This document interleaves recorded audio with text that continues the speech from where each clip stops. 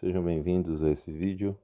Gostaria de abordar o momento linear de uma partícula e também o momento linear de um sistema de partículas nessa videoaula. Então, vamos começar desenhando aqui uma partícula, né? Uma partícula poderia ser um objeto bem pequeno, com uma certa massa, e ele tem uma certa velocidade. Quando nós temos um objeto com uma massa e uma velocidade, podemos calcular o momento linear. O momento linear, vou simbolizar com a letra P minúsculo, ele seria a massa do objeto vezes a velocidade. Então, trata-se de um vetor. Um vetor, porque eu estou multiplicando um número escalar por um vetor. Sempre que eu multiplicar um escalar por um vetor, o resultado vai ser um vetor, né?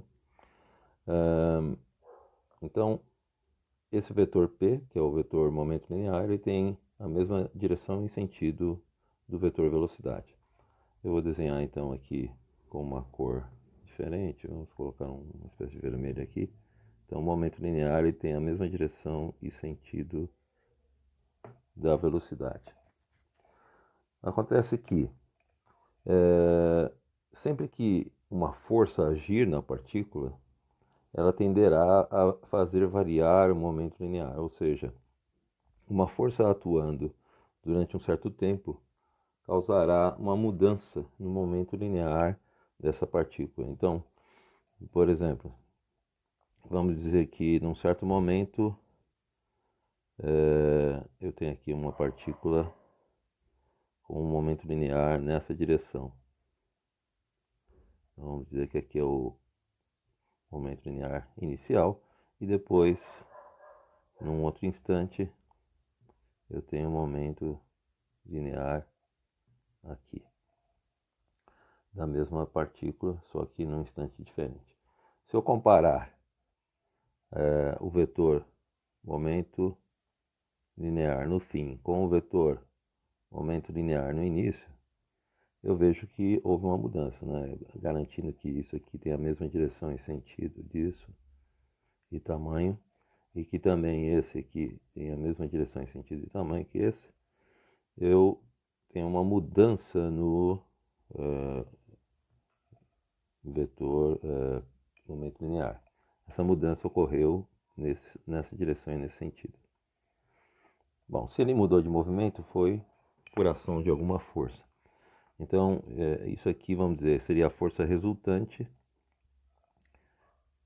vezes o tempo, ou seja, a ação da força resultante durante um certo tempo causou uma mudança no momento linear. Então, eu digo que isso é igual à variação do momento linear. Lembrando que variação ela é o estado final menos o estado inicial. Por isso que se eu tenho um vetor que estava antes assim e passou a ficar assim, eu tenho uma variação nessa direção aqui. Essa variação é causada pela ação da força durante um certo tempo. Então eu posso dizer que a variação do momento linear é igual à força vezes o tempo que passou, é o que a gente chama de impulso, né? Se eu passar dividindo, eu vou ter força igual à variação de momento pelo tempo. E se eu passar para o caso instantâneo, ou seja, a variação de tempo é muito pequena, o ΔT tende a zero, né? Então, no limite de ΔT tendendo a zero, eu vou ter que a força resultante que age nessa partícula é igual à derivada temporal da quantidade de movimento da partícula.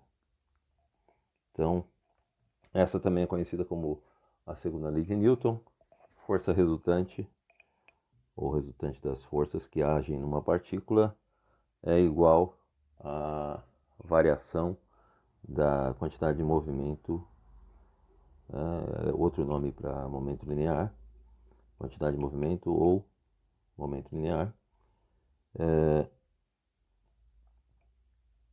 Força resultante, então, é igual a derivada temporal da quantidade de movimento ou do momento linear.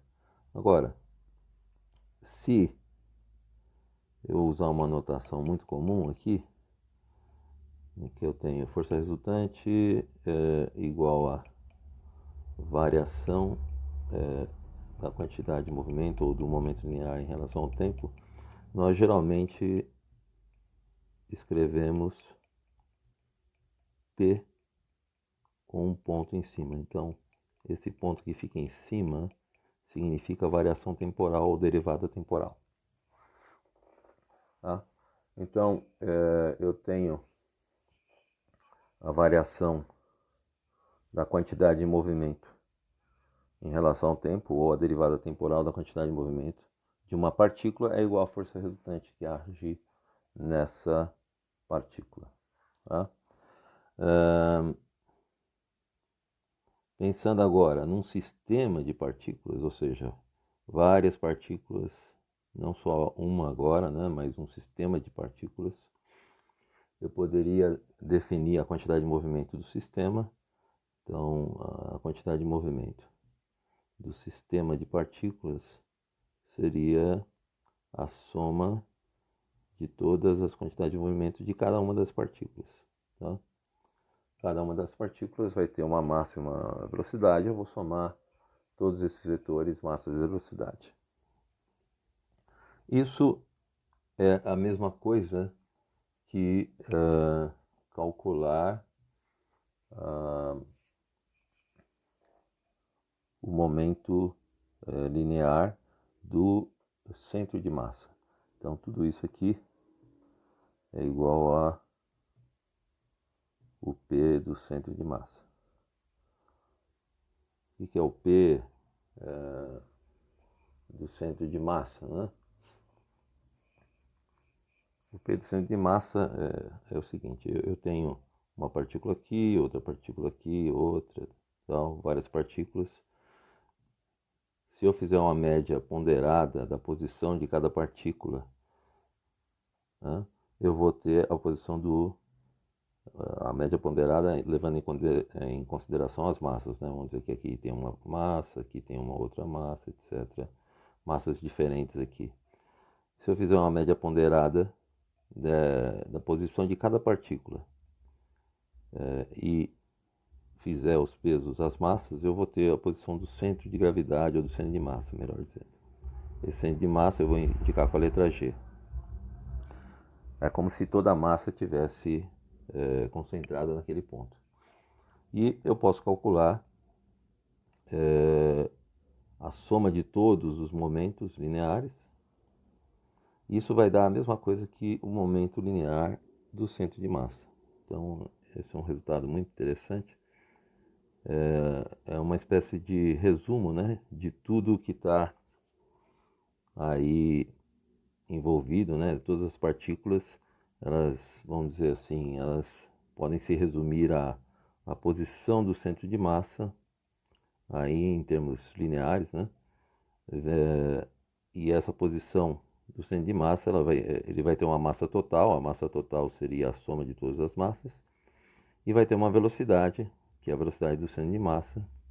Se eu multiplicar a massa total vezes a velocidade total, isso vai dar o momento linear do centro de massa desse sistema de partículas.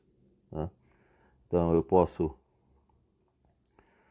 calcular o momento linear do sistema de partículas somando todos os momentos lineares, e o que dá na mesma de multiplicar pela massa total do sistema vezes a velocidade do centro de massa desse sistema.